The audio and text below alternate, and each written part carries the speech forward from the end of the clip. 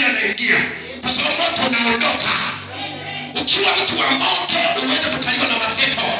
Ukiwa mtu wa moto uweze kukaliwa na majini. Ukiwa mtu wa moto uweze kukaliwa na machoka, kwa sababu ndani yako kuna moto. Siku moja wakati namwombea mtoto wa mama huyu hapa, simama mama, wakati namwombea yule Zura, yale mapepo kile kisasa wakataka kutumalizia kwa mama. Wakasema tunapojaribu kuja kwa mama tunamkuta akiwa nini? Moto.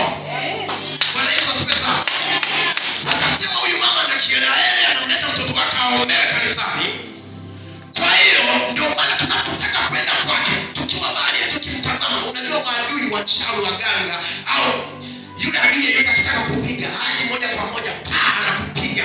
Kwanza anakuangalia kwenye TV zake za kipepo, kwenye vioo vyake vya kipepo, anakutazama, anaona nguvu zake, anazipima. Akisha kupima anaona hauna kitu, ndio anaingia. Kwa hiyo alipopima akaona ana moto, wakaishia huko hata kujaribu kuja. Bwana Yesu asifiwe sana. Haleluya, haleluya.